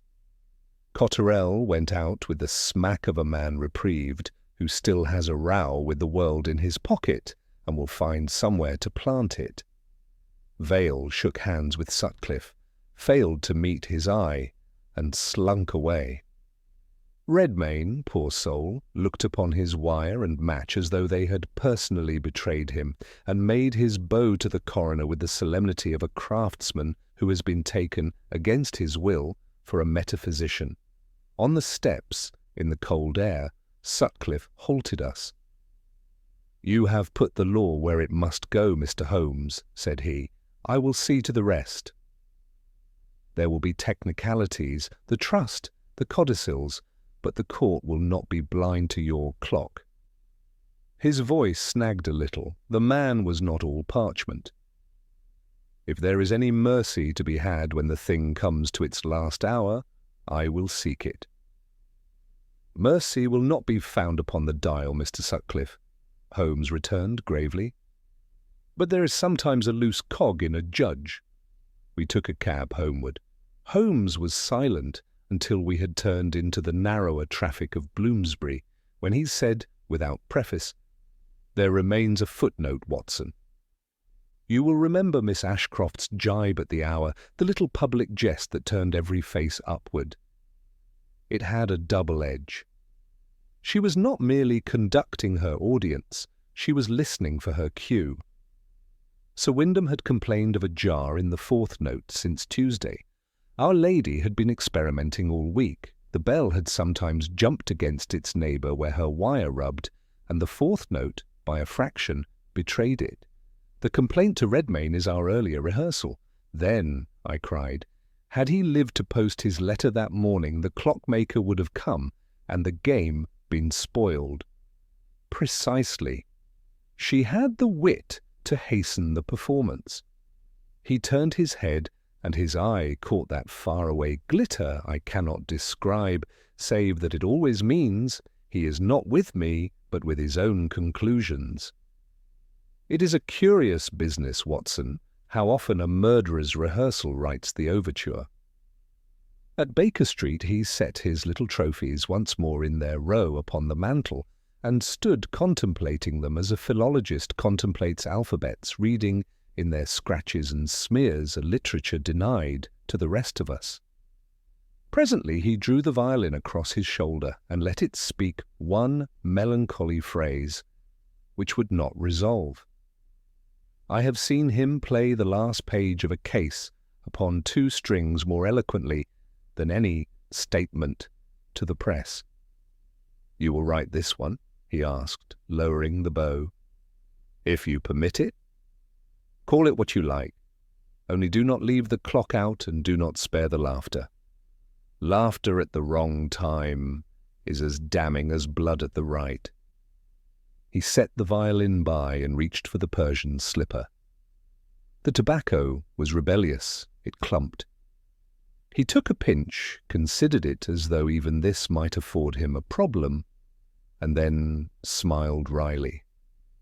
"There is a lesson buried here for our age, my dear fellow. Men think to make time their servant. They set it to wake them, feed them, pay them their dividends, convict their enemies, absolve their friends. Time is a bad servant and a worse master. It has no morals, only momentum. We had the better of it for one night, which is as much as can be asked." And so, with the dusk closing and the traffic thickening below, we sat a while in that familiar quiet I have always taken for a sort of health. Holmes smoked. I made my notes. And somewhere in the house the little clock upon the landing beat its modest bar. I confess I listened to it with a new attention, as one listens to a friend one has nearly lost, and found, with relief, that it told me neither more nor less than the hour. 2 days later, London had washed its face in a thin rain, and the fog rode higher, like a curtain raised to the gallery. I had finished my notes and was debating the proper emphasis to place upon Miss Ashcroft's laughter when 2 communications arrived within a quarter-hour of one another, a neat, dry hand from Sutcliffe and a blunter scrawl from Lestrade. The solicitor's note informed us that probate would be untroubled by the chatter about hours, the coroner having spoken with uncommon exactness upon ink and interval. The bulk of Sir Wyndham's intentions must now proceed by the old instrument until the Court of Chancery could make tidy what death had left tangled. Lestrade's message was shorter. "She asks for you." Holmes read both with the same impassive interest, selected a lighter for his cigarette, then changed his mind and took his stick instead. Holloway Prison sits with that peculiar municipal complacency which seems to say that vice, being regular, may be docketed. We were led to a small chamber where a wardress stood with a stolidity that excluded pity and ostentation equally. Elodie Ashcroft entered in a plain dress, her beauty cut down to the bone of feature and carriage, yet for that very reason, showing a nobility the trappings had previously concealed. She did not curtsy or play at collapse. She looked at Holmes with the quiet of a woman who has reached the end of guesses. "You sent for me," said he, and his voice had no harshness in it. "I did." "To ask you not to make a spectacle of me in your papers." "My papers, Miss Ashcroft," I began, but Holmes's hand touched my sleeve. "Dr. Watson's notes do not seek spectacle," he said. "What would you be spared?" "The laughter," she answered simply. "Not mine." There's Holmes inclined his head. "Very good. It shall be written as it was, without embroidery. Is there more?" She moistened her lips. "You spoke of rehearsals." "You were right. On Tuesday I tried clumsily. The 4th note jarred. I feared he would notice, and he did. I bought the fuse that afternoon from a chemist in the Strand, the sort they sell to boys on the 5th of November. On Wednesday I cut and Measured? On Thursday? The voice wavered and steadied. On Thursday I believed I could stop him with fright alone. He rose too quickly. I saw his hand. Only that. And then it was done. The rest. She made a small, helpless motion. A woman can contrive and still not be a monster, Mr. Holmes. Holmes's face did not change, but I, who know its minute shifts, saw compassion go through it like a shadow that will not settle.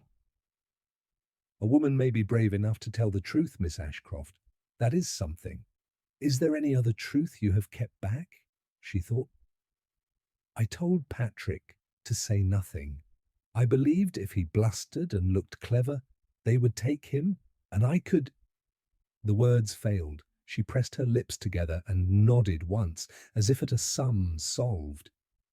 There is nothing else. Only, tell my aunt it was not for greed of gowns and music. It was for the house, for the name I thought mine. I was wrong, Holmes bowed. I shall tell her only what is necessary." He turned slightly, and the wardress, who had been a statue, became a door. Elodie Ashcroft did not look back. We went out into the pale noon. Holmes stood a moment under the prison's sober brick, drawing the air as one does after a sick room, then slipped his arm through mine in the old companionable fashion. "Pity is a virtue, Watson," said he, "but it is no argument. Come, there is one last errand, and then we have done." The errand was a return to Mecklenburgh Square. Lady Margaret received us in a small parlour where the fire burned too high for the mild day, as though heat might learn to comfort what affection could not. She was older by years than when I had first seen her. That is the arithmetic grief works. Holmes spoke to her with a courtesy that had in it something of ceremony. "Madam, your niece asked me to deliver you a message, and I bring you another besides. The assurance that scandal will be paired to facts. Dr. Watson's pen is a surgical instrument." She met his eye with a humility that was new in her. "I am in your debt, Mr. Holmes, though I would have been in none of this debt had I kept a tighter house. We look to our silver and let our hours be stolen." Holmes's glance travelled to the mantel, as if hours might still be found there. "You will have less of both henceforward, Lady Margaret." That is sometimes a correction. There remained but a trifle to verify, and Holmes asked for Elodie's work-box. It was brought, awkwardly, by a maid who looked as though objects which had served a crime were now themselves capable of bite. The little scissors within had a nick upon one blade, and along that nick a crescent of brownish wax which smelt faintly, when warmed, of bees and hearth. The tiny crochet hook showed a bright scratch new to the metal. Holmes replaced them as a priest replaces relics. "I am content," he said. "Mr. Sutcliffe's chain of custody will be the stronger for 2 more links, though the Chain has no work left to do. We took our leave, and as we went down the square, a clock somewhere along the terrace struck the quarter in a tone so modest and assured that for a moment we both smiled. Back in Baker Street, Mrs. Hudson had made tea in a spirit of domestic reassertion. She does not like the law to have more to do than is decent. Holmes took his cup without sugar, stirred it once, and let the spoon rest. "There is a geometry to crime," he observed, half to himself. "This one was built upon a triangle. Motive means misdirection, each side borne up by a separate name. Cotterell for motive, Vale for means, Lady Margaret for misdirection, and within that figure the girl drew her own circle. It is the neatness that disgusts me, not its cruelty." "You would prefer a clumsier wickedness," I suggested. "I would prefer a world in which a clock did not need to be cross-examined," said he, with a twitch at the corner of his mouth. "Failing that, I prefer clumsiness because clumsiness confesses." He rose, set the violin beneath his chin, and let it utter 2 notes that leaned together as if reluctant to part. The gas made its small, contented purr. The street below came and went like a tide, and in that temperate quiet I thought the case had folded itself and been put away. But while he still held the instrument, there came a rap, one of those discreet raps that announces neither beggar nor tradesman.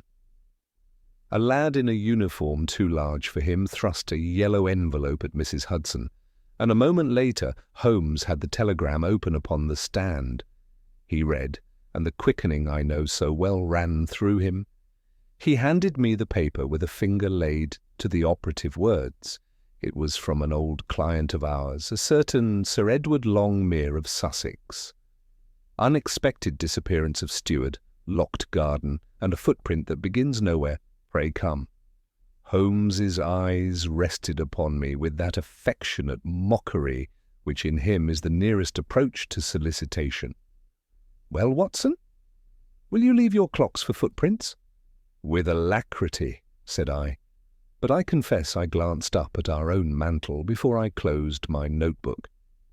The little travelling clock there answered me with its modest click, as if to say it bore me no grudge for what I had made of its cousin in Mecklenburg Square. Holmes had already turned to the shelf where he keeps his disguises. The old Inverness lay ready on the chair back, and the hat that knows the weather sat with an expectant tilt. "Time, my dear fellow," he said, smiling, "is in better hands when it is spent than when it is hoarded. Pack your bag. The 4:15 to the coast will serve. We shall dine on the train. If we are fortunate, our steward will have left us something more eloquent than a bell." Thus we stepped once more into the moving hour, he with his keen, untiring curiosity, I with my pen, and the city behind us gave out its innumerable pulses like clocks agreeing to differ, while before us lay a garden in which a man had contrived to stand without first approaching, and, I did not doubt, a new proof that where human craft begins, the earth, and time, and Holmes will in the end have their say. The 4:15 bore us along with that comfortable insistence of a well-kept line, the carriages humming like a hive in even work. Holmes had taken the corner seat that gives a man both window and corridor, and set his long legs at a slant, his eyes as vacant as a man's can be when his mind is at its sharpest. I ventured a remark upon the curious neatness with which our clock affair had folded upon itself, and he answered only by drawing with his finger a small circle upon the fogged pane, and then, within it, 3 dots set so as to suggest a triangle. He wiped it away with the sleeve of his coat and smiled faintly. "You see how one case begets in the mind the figure for another," said he. "Where time was the obedient conspirator, distance will be asked to play the fool. Our friend at Longmere speaks of a footprint that begins nowhere. A poor jest upon space, Watson, is as common as a poor jest upon time." We changed at a junction and took a branch that ran down through a country of hedges and bare orchards, the sea a dull pewter strip beyond. A dog-cart met us at the little station, and in 20 minutes we were turning in between elm trunks to a house of mellow brick with a square Georgian front and wings that betrayed older timber within. Sir Edward Longmere received us with that mixture of relief and indignation peculiar to men accustomed to command and affronted by the one thing that refuses it, mystery. "I have been made a fool of in my own garden, Mr. Holmes," said he, after we had taken a hasty luncheon of cold meats in a room that smelled of leather and dogs. "If the man is dead, let me bury him and be done. If he is gone, let me say so with a straight face. But this—" He flung a hand toward the window, where a clipped yew walked like a green soldier across the lawn. "This is witchcraft, and I will have none of it." "The steward?" Holmes prompted, warming his hands lightly at the grate. "Mr. Elias Fenwick. With me these 20 years. A dry fellow, exact with figures, enough enemies among the cottagers for refusing them credit, but no more than any steward earns. He was seen last at 9 of the clock in the housekeeper's room. At 6 this morning he is nowhere, and the door of the kitchen passage is found bolted within as usual. The men search the grounds. In the walled garden, the head gardener, Sims, an old soldier, finds the gate locked, the key hanging upon its hook in my study, where it has hung every night since my father's time, and there, 5 yards from the sundial, a print in the mould of last night's rain. One print, sir. No other on the paths, none leading to it, none leading away. A left boot with a missing hobnail at the inside heel. Fenwick's boot. I have the pair. Come and be. Amazed Holmes shot me a glance which I took to mean that amazement seldom profits, but civility always does, and we followed our host through a side passage to a court, and thence along a walk of flagstones slick with the morning's damp. The garden wall rose before us, a good 12 feet, brick capped with broken bottle, old work and sound. The gate was of iron staves set into a massive frame, its lock a deep warded piece with a rust-polished keyhole. Sir Edward produced the key from his watch pocket. "You keep it with you at night?" Holmes asked. "Always. Fenwick had the duplicate for work hours and returned it to the Hook at 5. I saw it there myself before dinner. This morning, both were where they should be. The gate was locked, and yet—" He turned the key with a growl, and we entered upon that small paradise which English landowners contrive when they intend to defy climate, espaliers against warm brick, a row of frames, a little gravel path combed with a rake since the rain, the beds lying in dark rectangles like pages ready for writing. Sims, the gardener, a square brown man with a moustache that had seen India, stood waiting, hat in hand. "There, sir," he said, pointing with that blend of pride and shame which attends a soldier's report of an enemy's ruse. Upon the damp mould, where the bed turned to angle toward the sundial, lay the single mark. It was the left of a boot, as Sir Edward had said, heavy-soled, and with the inside heel wanting a nail, so that the print took a tiny crescent, where the leather sank unevenly. The mould held the edges cleanly, as if the foot had set straight down from the sky. The little gravel paths about were virginal, save where Sims had raked them after the rain at dusk. There lay only the faintest groove of the rake's tooth, regular as a tally. The wall inside showed no scrape. The bottles above were unbloodied, their green teeth innocently cruel. Holmes did not go at once to the print. He stood instead at the gate's hinge, and then at its lock, and finally at the inside sill where a man, in locking, must place his foot by habit. He took out his lens and studied the screw heads. He craned upward to glance along the coping. He crossed and recrossed the gravel with a step that could have ungummed flypaper without waking it. Only then did he kneel by the print, his cheek nearly to the earth, and draw from his pocket a slip of card, which he laid gently upon the moulded heel, aligning the little crescent with a pencilled mark he had made there. "You have the boots?" he said, not looking up. Sir Edward sent Sims like a runner, and in a few minutes the man returned with a pair of plain black boots wrapped in sacking. Holmes compared them with the card, and then, with a tenderness I recognized from many a death room, lowered one to within a hair of the print without letting it touch. He removed it again and nodded. "Fenwick's left boot would make so fair a signature," he murmured. "And yet Mr. Fenwick, if he came by the gate, does not walk upon air. We will not credit him with wings until we have exhausted the earth." He went to the sundial and laid both hands upon its stone, warming the surface, then smelt them with that odd, quick nostril play of his. He crouched by the lowest course of brick, where the wall met the border, and from a fissure drew out with his penknife a pinch of pale crumbs. "Mortar," he observed softly. "Old, but not this wall's. And here, Sims, if you please, the rake." The gardener, affronted in his professional pride and yet obedient to a higher one, brought the rake. Holmes examined its teeth. One showed the faintest smear of something dull and red upon its inner edge. "Clay," he said.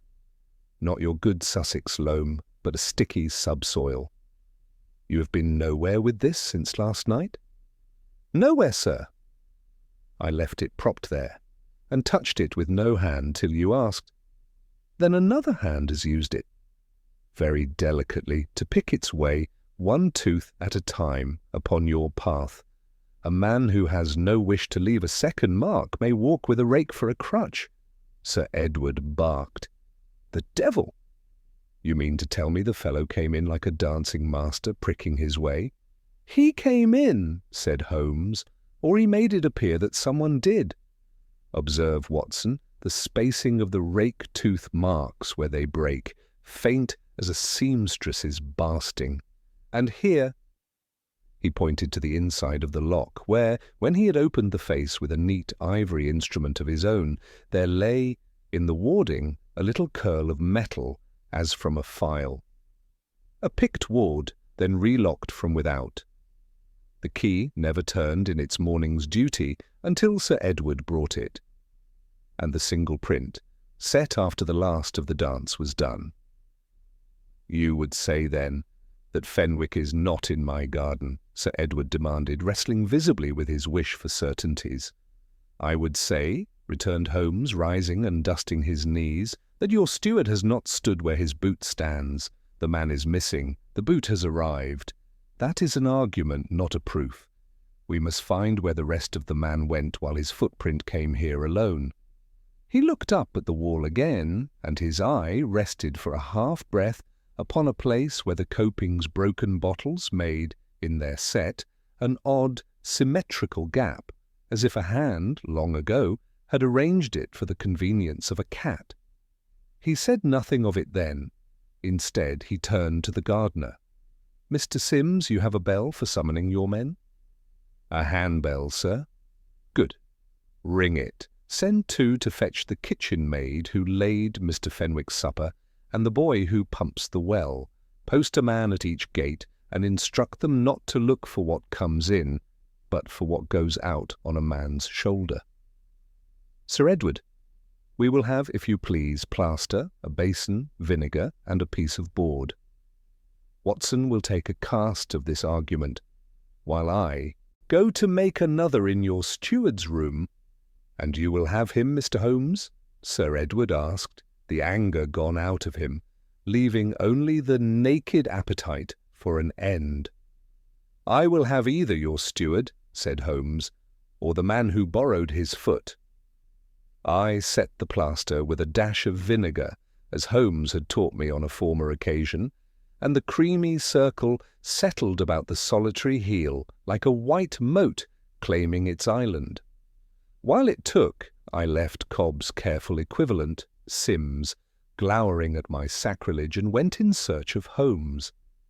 I found him in a narrow bedchamber over the still room, where a cheap washstand bore witness to a man's hasty toilette, a smear of clay in the basin, threads of coarse twine in the soap, a damp towel that smelled faintly of carbolic. Holmes's lens travelled as lightly as a moth over the steward's ledger, then to the inside of the window sash, where he lifted away the ghost of a thread that had caught in a splinter. "Not Fenwick's thread," he murmured, "unless your steward trims hotbeds by night." To the kitchen, Watson. There the maid, a round-eyed creature, bobbed and whispered that Mr. Sims had borrowed a pan of broth for the potting shed to warm his bones at 10, though the night was not so bitter. And the well-boy, hauled in dusty and indignant, swore he had pumped at dawn for Mr. Sims to water frames, though the sky had done their watering handsomely. "And, sir," added the boy, sniffing, "the bucket stank like a doctor's room." "Carbolic," said Holmes. "He washes something that does not wish to be seen." He turned upon Sir Edward, who had accompanied us with dogged patience. "With your leave, we shall open a frame." The walled garden lay quiet as a chapel when we returned. The plaster had crusted to a neat white biscuit about the incriminating heel. Sims, summoned by his bell, came with an air of injured propriety. He loved his beds and resented sacrament upon them. Holmes went straight to a forcing frame near the sundial, where the sash lay beaded with the last of the rain. He pressed his palm to the glass. The fog upon it leapt, as though the heat within took fright. "Warm for such a day," he observed. "Too warm." "Straw. Watson, the corner." We lifted. There was the muffled rustle of straw, a rise of breath like a creature in sleep, and then, God forgive the unsteadiness of my own hand, a human sound, stifled, frantic, unmistakable. In an instant we had the lid back, the straw heaved aside, and there, in a brick-lined pit not 2 feet below, lay Elias Fenwick, bound like a pack and gagged with a strip torn from sacking. His eyes, staring up through straw dust, were the eyes of a man who has spent a night measuring time by breaths. I had my knife at the cords in a trice.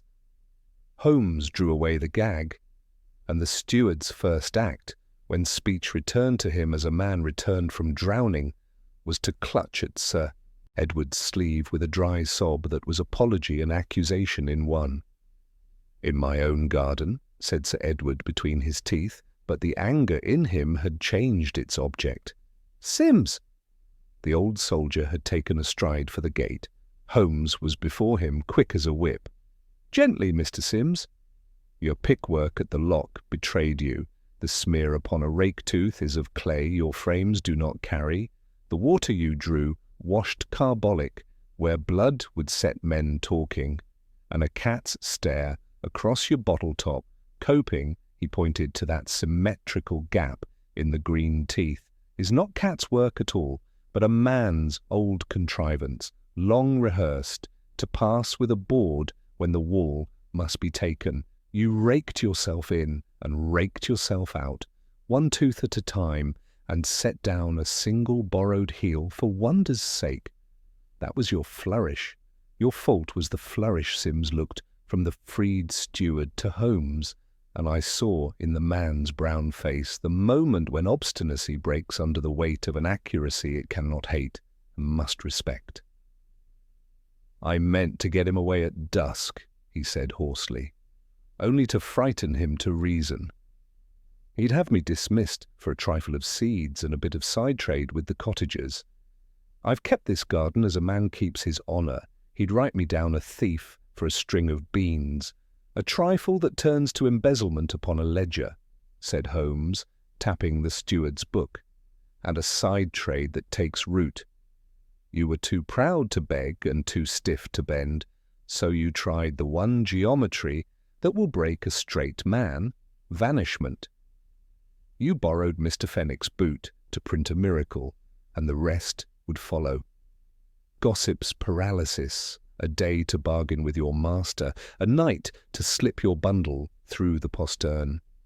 It would have done," Sims muttered, "with that peasant fatalism which is half confession, half complaint, but for your cursed neatness."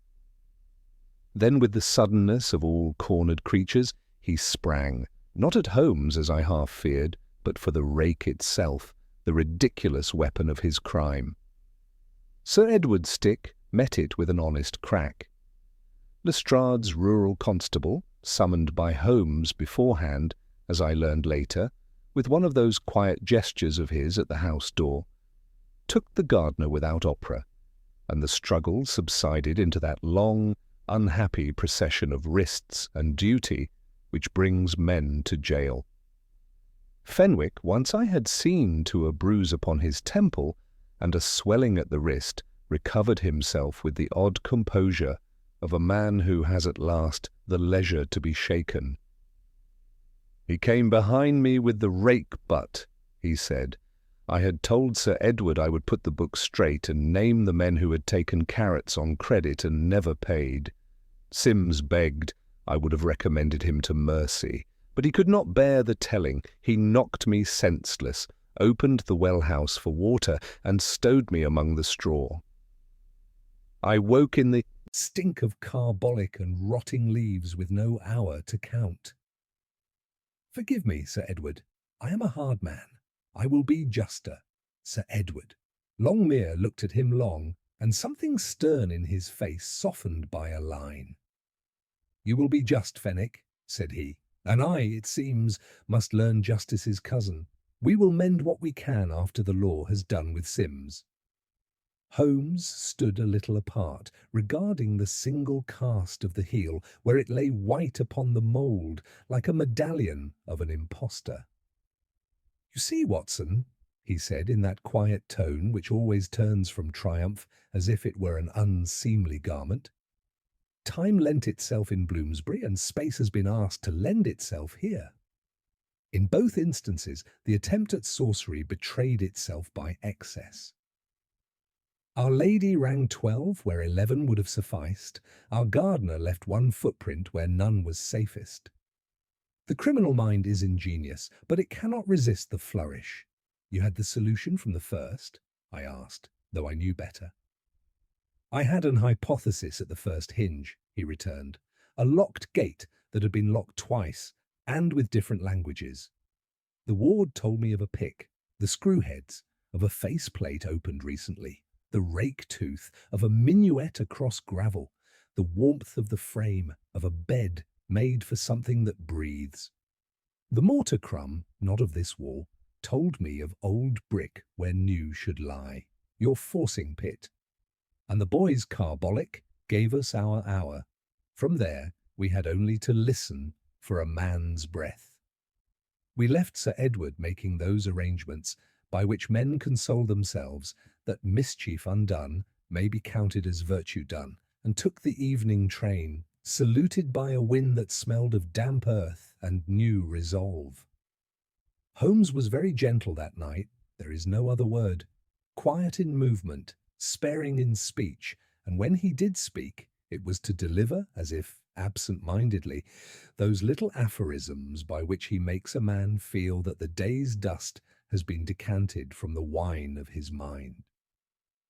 "Clocks and footprints," I said at last, as we turned into Baker Street, where our own small timepiece on the landing ticked with that domestic self-respect which is the English answer to fatality. "We have had both sorceries in a week." "2 tricks upon 2 absolutes," he returned. "But the absolutes are dull fellows, they do not take insult kindly. A bell may be coaxed to lie, and a garden compelled to applaud a single boot, but only for a page. Turn it, and the world resumes." He took up the violin gently, as a surgeon might take up a child, and let the bow find, without flourish, a simple air. I set my pen to paper. If I have succeeded in giving the reader the sense, in both adventures, that the hour and the yard were at first confederates of guilt and ended, as they always must, in testimony for the truth, then I have done my friend a kind of justice. He never spoke of genius. He spoke of method and patience. It is a humbler vocabulary and a better monument. When he had done playing, he laid the instrument down with that fastidiousness which is the other face of his indifference, and smiled across at me with the old ironical kindness. "You will spoil them, Watson," said he. "Remember in your titles to leave room for a little human stupidity. It is our most reliable accomplice and our most reliable witness. So the case of the clock that rang before midnight was set at last, and with it the matter of the footprint that began nowhere.